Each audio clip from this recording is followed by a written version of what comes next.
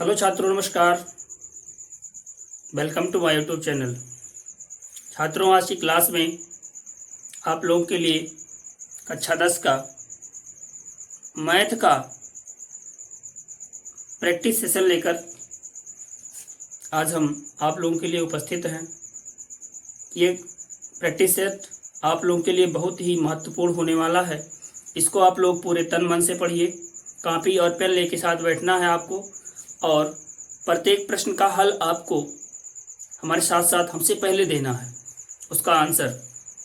और इस चैनल पर अगर आप पहली बार हैं तो इसे सब्सक्राइब करके बेल आइकन अवश्य प्रेस कर लेंगे, ताकि आपको इसका नोटिफिकेशन मिलता रहे, और अपने मित्रों तक शेयर कर दीजिएगा। चलिए क्लास को शुरू करते हैं बिना समय को बर्बाद किए। चलिए आज की क्लास का पहला क्वेश्चन और बहुत ही महत्वपूर्ण क्वेश्चन, कुछ बहुविकल्पीय प्रश्न हम कराने वाले हैं। इसमें कुछ बहुविकल्पीय प्रश्न पहले शुरू करेंगे, उसके बाद जो है अति लघु उत्तरीय, लघु उत्तरीय और विस्तृत उत्तरीय हर प्रकार के प्रश्नों की श्रृंखला यहाँ पर आपको मिलने वाली है। चलिए पहला क्वेश्चन शुरू करते हैं। दिया है संख्या 156 का अभाज्य गुणनखंड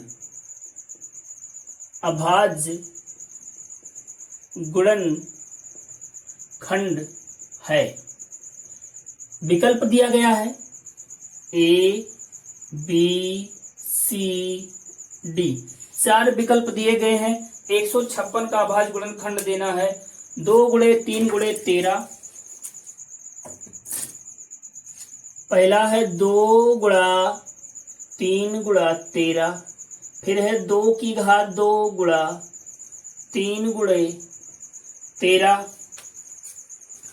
2 गुणे 3 गुणे 11, 2 की घात 2 गुणा 3 गुणा 11, और ये है 2 गुणा 3 की घात 2 गुणे 13। चलिए इस प्रश्न का जवाब देखते हैं। सबसे पहले कौन देता है। बहुत ही प्यारा सा प्रश्न है। चलिए जल्दी से हल करके बताइए कि इसका अभाज्य गुणनखंड क्या होगा 156 का। चलिए देखिए 156 जो है इसका अभाज्य गुणनखंड आपको पता है, ये तो बहुत बेसिक चीज है कि 2 सते 14, 2 अठे 16, 2 तिया 6, 2 नवा 18, और ये 3 से डिवाइड हो जाएगा, आएगा 13, मतलब 13 एकम 13। यहां पर इसका अभाज्य गुणनखंड मिल चुका है। मतलब हम 156 को लिख सकते हैं 2 गुणा 2 गुणा 3 गुणा 13। अब देखिए क्या इस प्रकार का ऐसा कोई विकल्प है यहाँ पर? नहीं। तो यहाँ पर दो बार आया है, यानी कि इसको हम 2 की घात 2 गुणे 3, 2 की घात 2 गुणा 3 गुणा 13 के रूप में लिखेंगे, और इसका सही विकल्प हो जाएगा हमारा 20 द राइट आंसर। चलिए क्वेश्चन नंबर 2 की तरफ चलते हैं।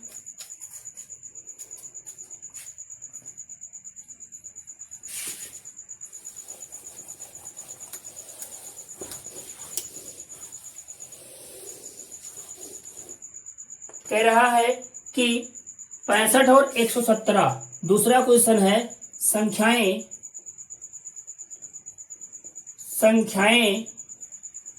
65 और 117 के HCF को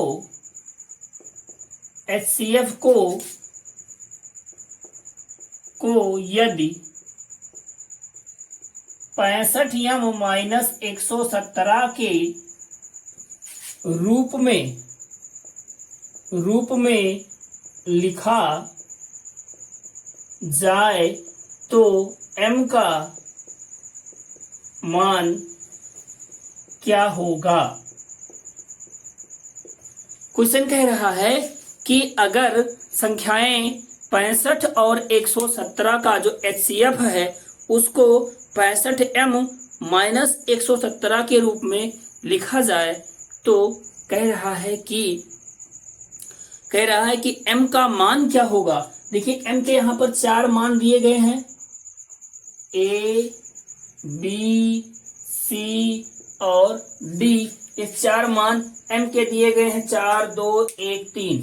यहां पर 4 2 1 और 3 दिया गया है m का मान। चलिए जल्दी से कमेंट करके बताएं कि इसका आंसर क्या होने वाला है। आइए हल करते हैं। तो 65 और 117 का HCF निकालना है। चलिए इसको हम आसानी से हल कर लेते हैं, गुणनखंड से निकाल लेते हैं। ये आएगा, आपको पता है कि 1 गुणे 5 गुणा 13 आएगा, और इसका आएगा 1 गुणा 3 गुणा 3 गुणा 13 आएगा, 1 गुणा 3 गुणा 13 आएगा। तो इसका HCF जो होने वाला है, यहां पर 1 कॉमन है, यहां पर 13 कॉमन है, तो इसका HCF जो हो जाएगा वो हो जाएगा 1 गुणा में 13 बराबर 13। इसका HCF हो गया 13। अब ये क्वेश्चन क्या कह रहा है कि इसके HCF को 65 माइनस 117 के रूप में लिखा जाता है। तो m का मान बताइए, find the value of m।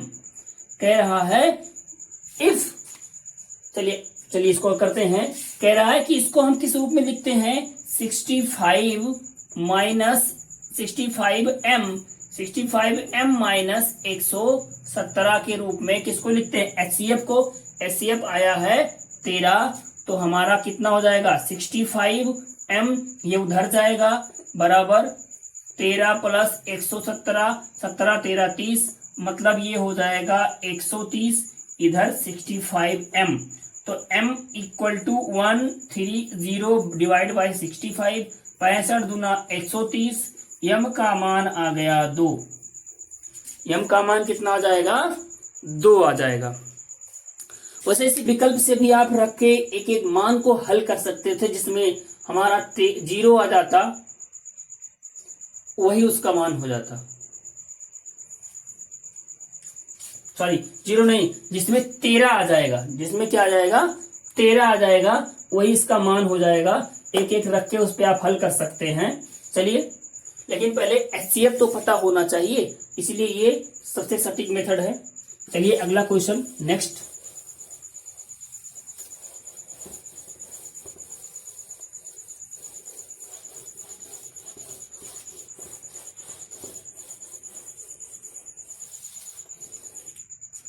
Next question,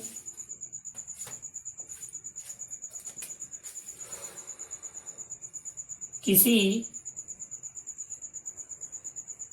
धनात्मक विषम, किसी धनात्मक पूर्णांक p के लिए, किसी धनात्मक पूर्णांक p के लिए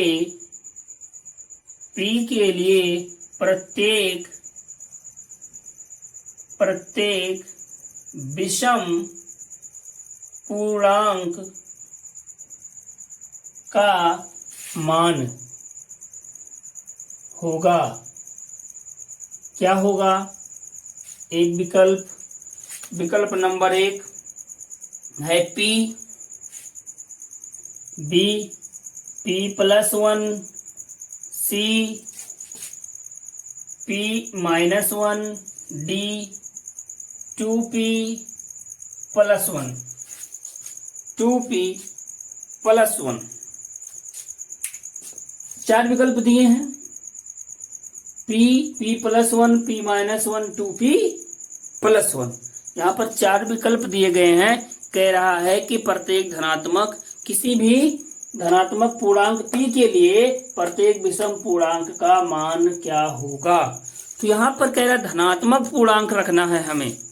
कौन सा पूर्णांक रखना है, धनात्मक पूर्णांक रखना है। और धनात्मक पूर्णांक के लिए, किसी भी धनात्मक पूर्णांक के लिए, धनात्मक पूर्णांक के लिए प्रत्येक विषम पूर्णांक का मान, ये सदैव क्या हो जाता है, जो हमारे पूर्णांक होते हैं, आइए पूर्णांक पहले सीख लेते हैं, थोड़ा सा पूर्णांक की बात कर लेते हैं। तो पूर्णांक में आपका शून्य भी आता है, इसके पीछे -1 -2 और इसके आगे +1 +2, ये इनफाइनाइट तक चलते हैं, इनफाइनाइट तक चलते हैं।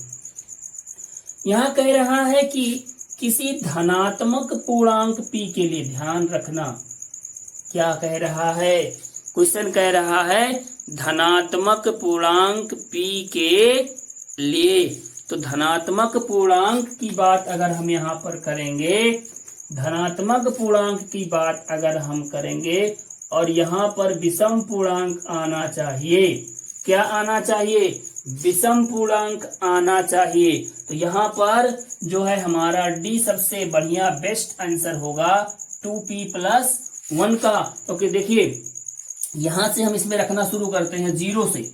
कहां से शुरू करते हैं, सदैव इसमें जीरो से रखना शुरू करेंगे। अगर p का मान 0 रखोगे आप तो 2 इंटू 0 + 1, ये क्या हो जाएगा, 1 हो जाएगा। अगर 1 रखोगे तो 2 इंटू 1 + 1 कितना हो जाएगा, 3 हो जाएगा।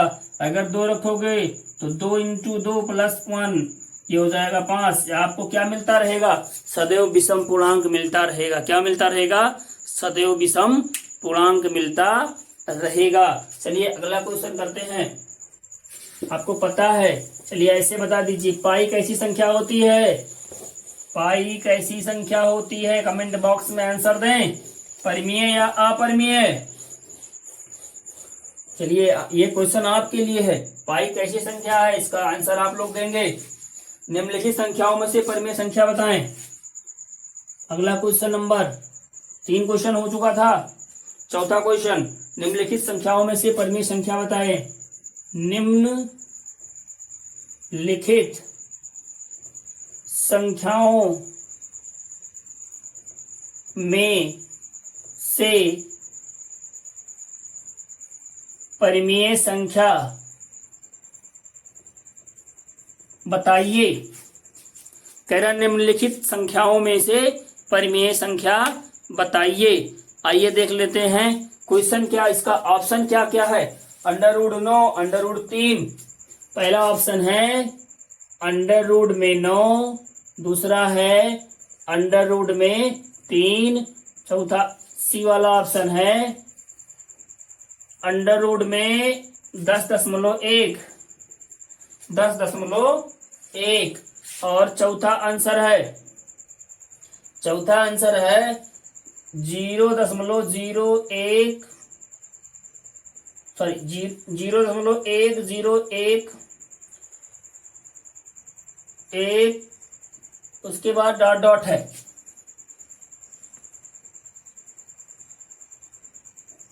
.01 ऐसे लिख देते हैं इसको, 0.01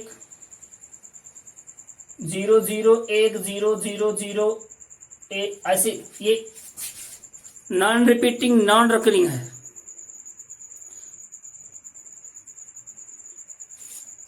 नॉन टर्मिनेटिंग नॉन रिपीटिंग है ये। अब देखिए ध्यान से, यहाँ पर √9 है, यहाँ पे √3 है, यहाँ पे √10.1 है, यहाँ पर 0.101100100, इस प्रकार से ये संख्या है। यहाँ पूछ रहा है, कह रहा है परिमेय संख्या बताइए। क्या पूछ रहा है, कह रहा परिमेय संख्या बताइए। अब देखिए √9 का मतलब क्या होता है, √9 का मतलब क्या होता है, 3 होता है। क्या होता है, 3 होता है। यही तो आपकी परिमेय संख्या है, यही तो आपकी परिमेय संख्या है। बाकी सभी क्या है, ये अपरिमेय है। ये 3 के तीनों क्या हैं, अपरिमेय संख्याएं हैं। ये क्या हैं, अपरिमेय संख्याएं हैं। अगला क्वेश्चन,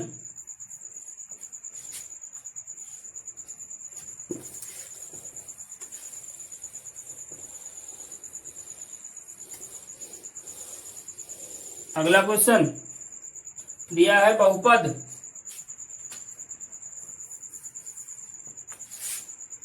बहुपद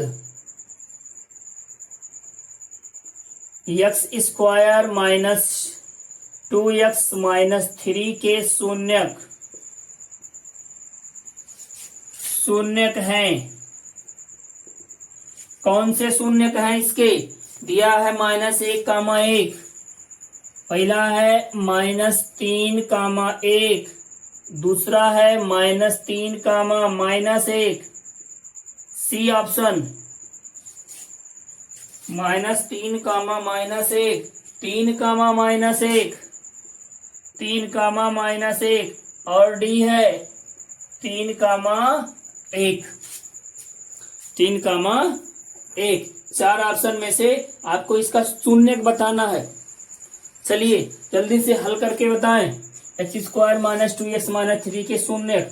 चलिए इसको विकल्प से कर लेते हैं। पहला विकल्प x square minus 2x minus 3। अगर x बराबर -3 रखने पर -3 का स्क्वायर -2 गुणे -3 ये हो जाएगा 9 प्लस 6 -3। ये क्या 0 के बराबर होगा? नहीं होगा, मतलब ये विकल्प हमारा गलत हो गया। -3 यहाँ पर भी है, इसका मतलब -3 हमें संतुष्ट नहीं करेगा। जहां पर भी -3 होगा वहां पे संतुष्ट नहीं करेगा। अब देखिए यहाँ पे दोनों में क्या कॉमन है? -1 है, तो हम -3 को अब यहाँ पे दोबारा नहीं चेक करेंगे, हम -1 को चेक करेंगे। अगर हमारा -1 सेटिस्फाइड करेगा, इसका मतलब हमारा सी विकल्प सही हो जाएगा, बी गलत हो जाएगा, क्योंकि -3 तो पहले से ऑलरेडी नहीं एग्जिस्ट कर रहा है उस विकल्प में। चलिए तो यहाँ पर -1 रखते हैं। अगर -1 रखेंगे तो -1 का स्क्वायर -2 गुणे -1 -3, -1 का स्क्वायर 1 माइनस प्लस 2 -3, 2 और 1 मिलकर 3 -3, ये हो गया 0। यानी कि -1 0 कर रहा है, ये भी -1 0 कर रहा है, लेकिन 3 0 नहीं कर रहा है। इसका मतलब C is the right answer, C is the right answer. चलिए अगले विकल्प पे चलते हैं, अगले क्वेश्चन पे चलते हैं।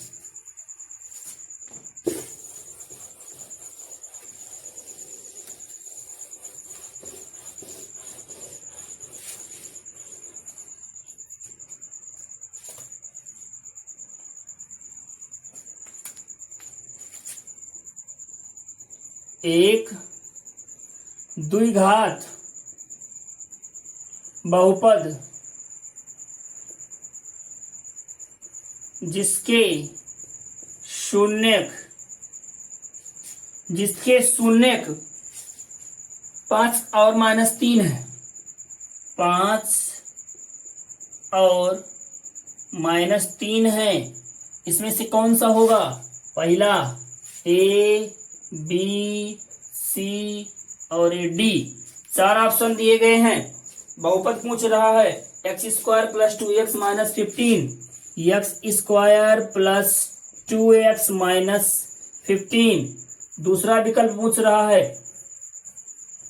X square minus 2x plus 15, x square minus 2x minus 15, x square plus 2x plus 15। 4 option दिए गए हैं। 4 ऑप्शन इसमें दिए गए हैं। X square plus 2x minus 15, x square minus 2x plus 15, x square minus 2x minus 15 और दिया x square minus 2x plus 15, x square plus 2x plus 15। चारों में से जल्दी से बताएं कि इसका सही और सटीक आंसर क्या होने वाला है। कह रहा है जिसके शून्यक 5 और -3 है। आपको पता है कि शून्यक, बहुपद के शून्यक वह वैल्यू होते हैं, वह मान होते हैं जो बहुपद को क्या कर देते हैं? शून्य कर देते हैं, बहुपद को, पॉलिनोमियल को 0 कर देते हैं। इसका मतलब हम इस 5 और -3 को बारी बारी से रखें तो हमें इजिली वो बहुपद मिल जाएगा। या दूसरे तरीके से हम फार्मूला लगा के उसको हल कर सकते हैं। ठीक है ना? चलिए फार्मूला लगा के हल कर सकते हैं, या जल्दी से अपना कैलकुलेशन करने के लिए चलिए यहाँ पे करते हैं। 5 का स्क्वायर 25 प्लस 5 दूनी 10 माइनस 15। क्या ये 0 होगा? नहीं होगा, तो ये पहला विकल्प कट गया। दूसरे में आ जाइए। दूसरे में आ जाइए, 5 का स्क्वायर 25 माइनस 5 दूनी 10 प्लस 15, क्या ये 0 होगा? नहीं होगा, ये भी कट गया। इसमें रख लीजिए 5 25 माइनस 10 माइनस 15, 15 10 25 माइनस 25, यानी कि हमारा 0 हो गया। एक मान 0 कर रहा है, दूसरा भी चेक कर लो। 9 माइनस 6 प्लस 6 हो जाएगा, माइनस 15, 15 माइनस 15, ये भी 0 हो गया। यानी कि यही आंसर हमारा सी वाला सही है। ये तो 0 होगा ही नहीं, क्योंकि 5 रखोगे तो पूरा प्लस है, कतई 0 नहीं होने वाला है। चलिए अगला क्वेश्चन की तरफ चलते हैं।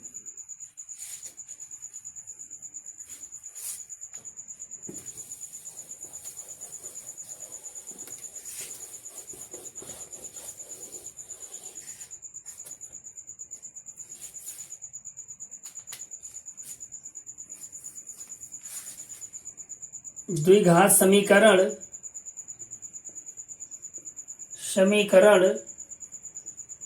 X square plus 5x² minus 3x plus 2 बराबर 0। 5x² plus 3x plus 3x 5x² minus 3x plus 2 बराबर 0 के मूलों का योगफल है। इसमें से क्या है?